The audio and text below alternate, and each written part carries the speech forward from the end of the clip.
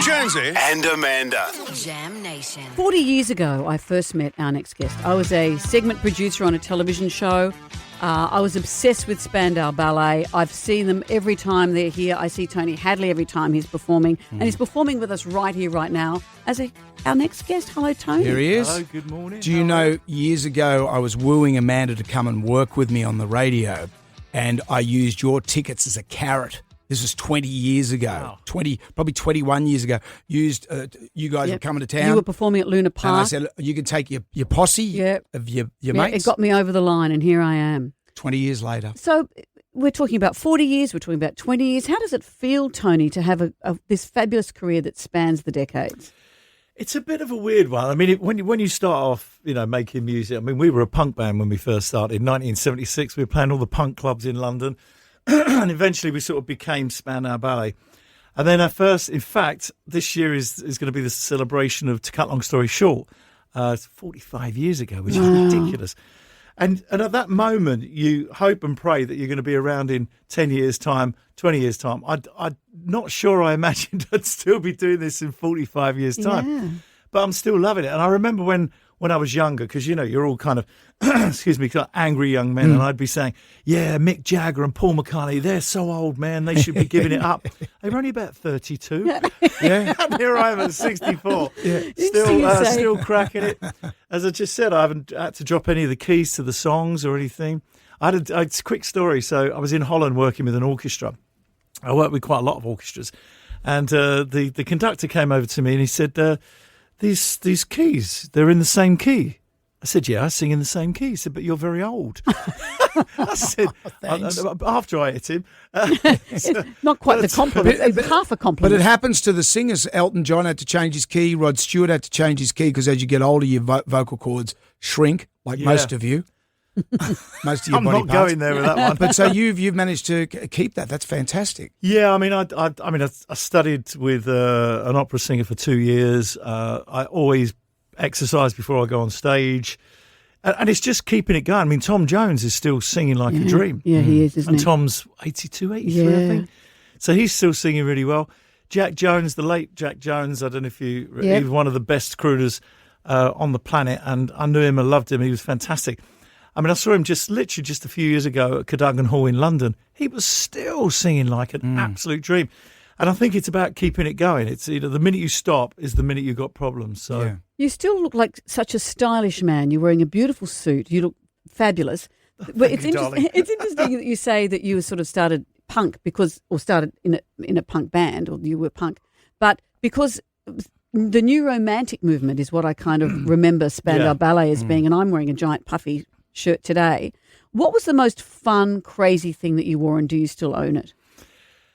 Well, my Live Aid coat I actually found, and I must auction it to a charity thing. So, the Live Aid coat I wore, and everyone said, are you mad? So it was a friend of mine, Jane, she made it, and it was a double thickness leather coat. And it was all about, I've got to look cool, I'm going to be on TV in front of the world. And I sweated and sweated because it was like 80 degrees in London, which is kind of unusual. So I've got that coat.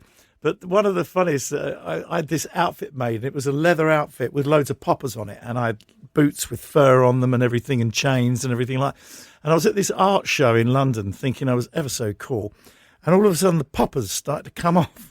It was getting to the point where things were getting exposed. Because I had to rush home early. But That's true. Live Aid just lives in our lives now, large in our lives. And the fact that you were actually there, the fact that Queen were there, and after watching Bohemian Rhapsody, you really get that vibe of like they were on the out at that stage. And Freddie knew he had AIDS at that stage, and he wasn't going to be around for much longer. What was it like being there when Queen performed? What was your vibe on that? Well, there were two bands that you really remember, which was Status Quo.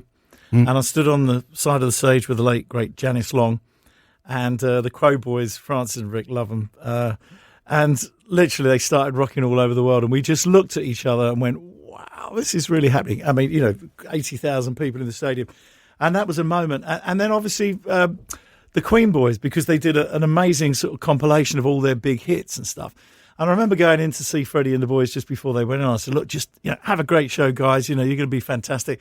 And I knew Freddie and the boys anyway. And Freddie gave me advice as a young singer about, going out there, owning the stage. As the lead singer, you're always the focal point. And even if you're feeling down or your voice is not great or you've got a bit of flu, you never apologise for anything. You go out there and you're larger than life. And I always took that on board. And he was a fantastic, lovely, lovely, lovely man. All the Queen boys were wonderful guys. To be such a moment of history and for your songs as well to be so iconic, what more as a musician could you ask for? To have songs that babies are born knowing is extraordinary, isn't it? They come out singing gold. Yeah, yes, that's right. It's true. That's a worry. It's kind of weird, I mean, True is the love song. People get married to that, make love to it, all sorts of stuff. Gold is that kind of anthemic sort of believe in yourself kind of thing. Yeah. And as you walk around London, you'll get the black cabbies going, all right, Tony, how's it going? Yeah, all right, mate, yeah, gold. Oh, yeah. And so you got that reaction. And then Through the Barricades for me is my favourite Spandau Ballet song because it was a complete departure from everything else we did. It's got the beautiful lyrics and the soft bits at the beginning, and then you've got the anthemic bit when the drums come in. And it's just such a wonderful song. And that's the one, if you're going to see anyone in the audience shed a tear, that'll be on that particular song. Not True or Gold, but it'll be that, yeah. When I make love, I choose Gold, and sadly I'm by myself. Oh, we didn't need that. It's the shortest song you've yelling got. at you. What time is it? It's time. Tony, it's great to see you again. For tickets and tour information, head to destroyallines.com. Well, I'll explain. Have I got that right? Please. Well, I'll explain sort of briefly what's going on. So we were meant to do these festivals over here. For some reason, I don't know why, but they got cancelled. Mm-hmm. And we added on a few shows ourselves in Adelaide, Hobart and Perth, just to spend a bit longer in Australia, really. Yeah, sure. But so the tour that we're talking about now is the tour in March 2026. Oh, my God. And we're going to be coming, I know. Well, we've come here to, because obviously we sold the tickets and we're coming here to see our fans. So, but we're announcing a proper tour in 2026, March 2026. Wow. And I think is it Destroy or something like that? Yeah, it says destroyallines.com. That's the one. Go there. Right, go there. Great. I'll see you then. And we'll see you again. Well, I'll see everybody in Perth and Adelaide and Hobart. And then we'll see everyone properly for a proper tour next year. See you then. Tony. Fantastic. Great Thank you. to catch up again, mate. Thanks very much for having me. Thank you.